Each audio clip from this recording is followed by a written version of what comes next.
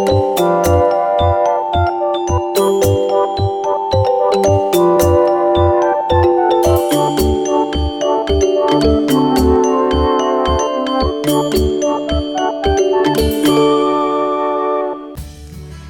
and welcome to the Lake Cumberland District Health Department new series, Teach Me, Love Me, Care for Me.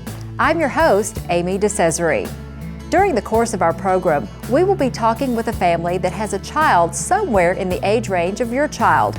We'll be getting an inside look at these families' experiences in raising their children, the challenges they face, what they are learning firsthand, and how they will continue to grow and develop as a family. In each segment, we'll provide information which will help you learn more about nutrition, exercise, and nurturing, and what is specifically needed for the overall development of your child for their particular age group. In the 4 to 8 month old category, we will introduce you to Martin, Connie, and Matea. At this age, things can change pretty quickly with the mood of the child, but in the end, we'll see they are a very happy family. Nutrition is one of the most important components of developing strong building blocks in the development of your baby. As we begin to look at the specific needs of your infant, we need to recognize you should not get in too big of a hurry to get your child started on solid food. With more information on this very important aspect of your child's development, here's Melinda Osborne, nutritionist with the Lake Cumberland District Health Department.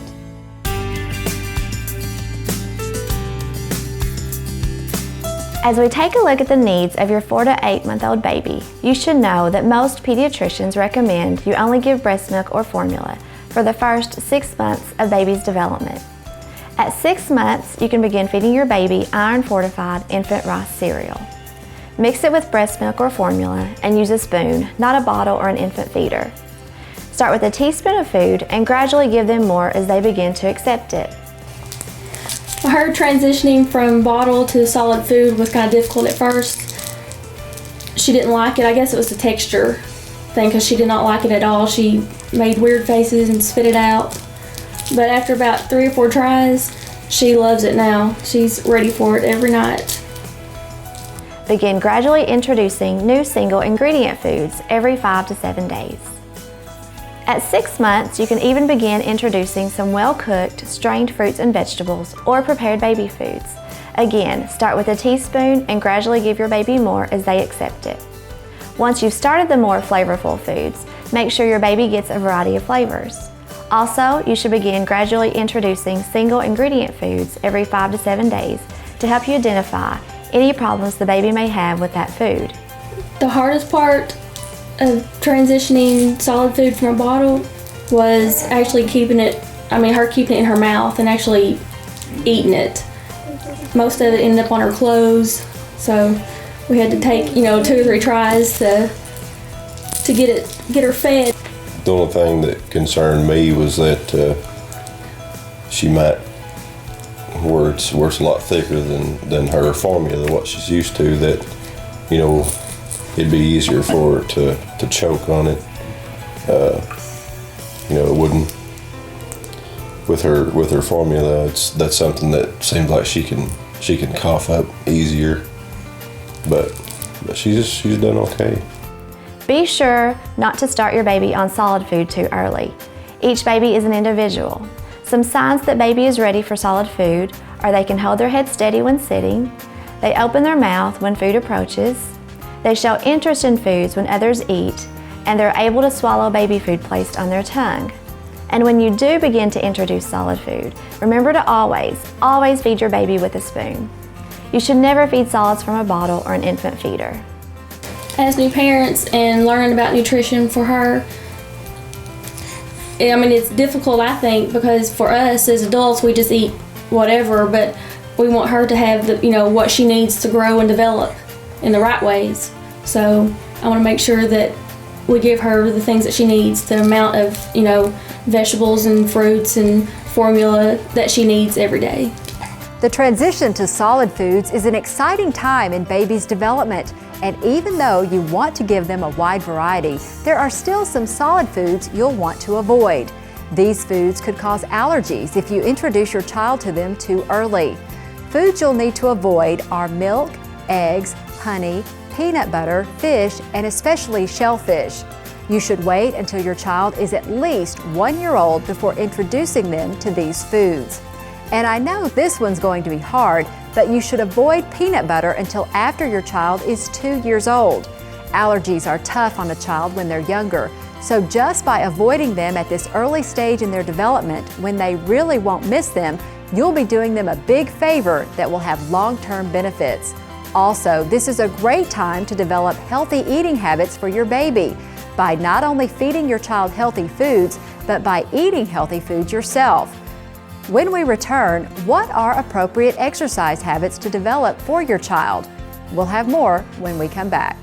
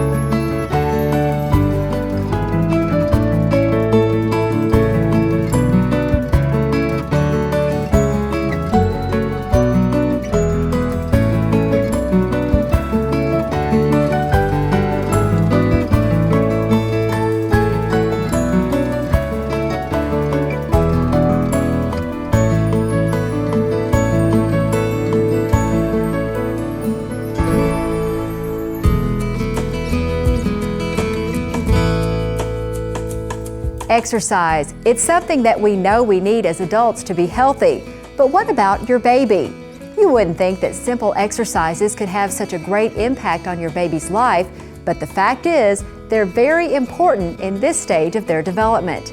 And now, with more information on this very important aspect of your child's development, here's Jackie Hodges, personal trainer and health educator with the Lake Cumberland District Health Department. Babies need to increase their strength and improve their balance.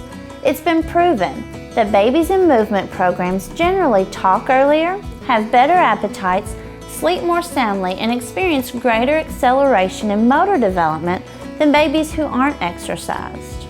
The only knowledge I had of exercise for her age was maybe having a little bit of tummy time and letting her raise up, holding her fingers, and she pulls up a little bit with her legs. With the TLC Playtime program, we've identified 4 developmental stages: strength, balance, movement, and coordination. In the beginning, you'll concentrate your exercises more on strength and balance. Then, as baby gets older, you'll begin to build upon these foundational exercises. Always start out slowly. Then increase your exercise time to 20 to 30 minutes a day as your baby becomes more accustomed to exercising. Once you've been doing the exercises in the program for a while, you'll see some great progress in such things as neck strength, which increases their ability to vocalize. That in turn will aid them in developing their speech. Balance and coordination will be improved, allowing them to sit without help. They'll be able to finally roll from their back to their tummy and back again, and they can reach for toys while they're on their tummy. You'll also see increased strength in their neck, shoulders, tummy, and hips.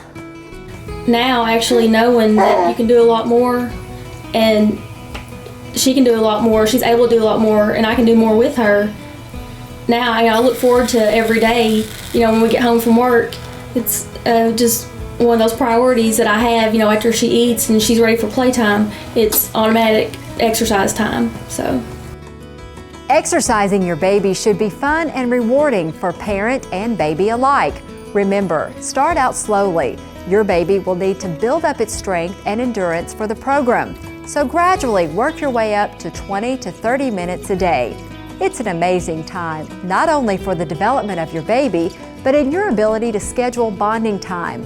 And it will also keep your baby on track to reach developmental milestones. To help build a strong and healthy body for your child, the time to start is now. Stay tuned. When we return, we'll talk about the importance of providing a nurturing environment for your baby.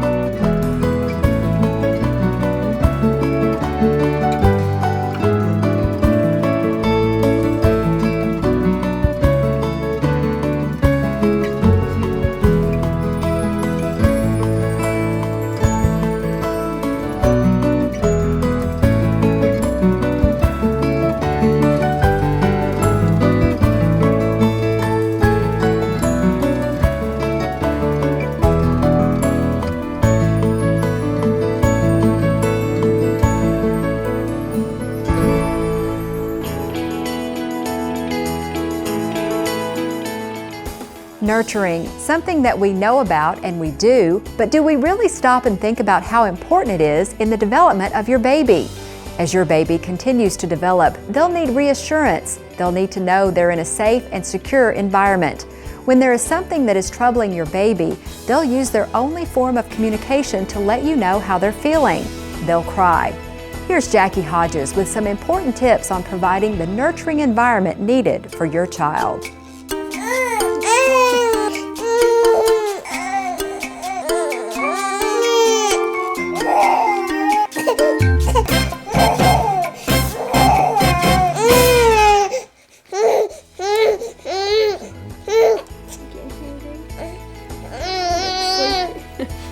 Parents, please remember, crying can mean many things, but in order to reassure your baby, all you have to do is respond to their crying with reassuring hugs and kisses. Now that's not too hard, is it? Since your baby can't understand words yet, hugs and kisses are the only way you can tell them everything's okay and that they're in a safe, secure, and predictable environment. In my opinion, to make her feel safe and secure, by telling her she doesn't understand right now, but by just doing certain things that we do, caressing her when she's crying, taking care of her needs, when she does cry, if she's tired, help her go to sleep, or she's hungry, feed her, or if she just wants, somebody to hold her or have playtime, we have that time with her. So I feel that, by doing things like that, she does feel secure and safe. Another activity that helps nurture your baby is called All About Music. Give your baby a spoon and a metal lid and let them make their own music. This exercise engages all aspects of the brain and stimulates multiple aspects of brain functionality. It's also good to expose your baby to all different kinds of music, especially music with great rhymes, rhythms, and repetitions of musical tones. Sometimes I sing to her and she likes it. She doesn't know the difference of whether I can sing good or not, but a lot of times I just hum to her or let her listen to a song. As long as you're talking to her or making noise, she enjoys it. At this point in your baby's development, they still need 15 to 18 hours of sleep a day up to their 4th month. But only 5 hours of that sleep should come from naps. At 6 months, they'll require only 15 hours of sleep with 3 to 4 hours from naps. They should get the rest of their sleep from regular sleep cycles. In the latter part of this stage of development, around 7 months, your baby may experience separation anxiety if you have to leave them with a caregiver. They may even shun grandparents and treat them as strangers. If your baby cries or has a complete meltdown, don't try sneaking away. Take time to say goodbye and reassure the baby that you'll be coming back. You might even plan ahead of time how the caregiver will distract the baby after you've gone. Chances are the baby will stop crying right after you've gone and their attention is drawn to something else. Working in daycare, we have a lot of parents that just want to sneak off and leave the children crying, and my number one thing is, just tell them you're leaving. Let them see you leave. They'll stop crying. It might take 5 minutes, it might take 15, but they'll eventually get interested in something else and they'll stop crying. But they know that, once they see you leave, they didn't just turn around and you think that you're still going to be there. They're going to see, you walk out. So. When starting to make the transition of leaving your baby with someone, it can be difficult at first. It's always uncomfortable to leave your baby when it's crying. But as we have learned, with some planning, it can be relatively painless for both the parents and the baby. As we hope you have learned, the 4th to the 8th months of baby's development are very important to their future. By establishing good habits now, you're laying the foundation for a wonderful future for you and your baby.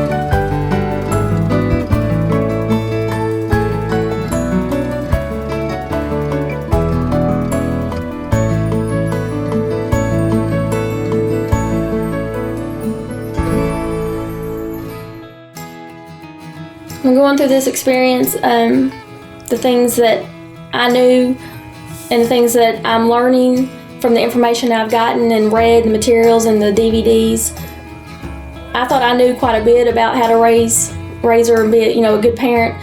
But now I feel really confident that the more I know, the better parent I can be. And it's gonna be better for her. It's just helping her in the long run. And like I said, I feel really confident in being the best parent that I can be to help her in her nutrition and exercise. No matter how good a parent that you think you are or that you can be, it never hurts to have some advice. It may be something you already know, it may be something that you don't know, but it never hurts, to know a little bit more, or know of something that you could do better. There's always room for improvement. Yeah.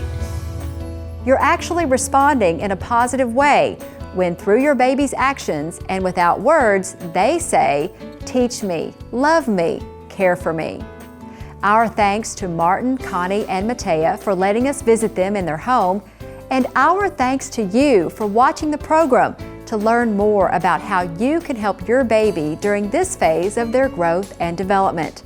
For more information, be sure and refer to all of the materials on nutrition, exercise, and nurturing provided in your kit by the Lake Cumberland District Health Department. We'll see you again soon in our next edition of Teach Me, Love Me, Care for Me.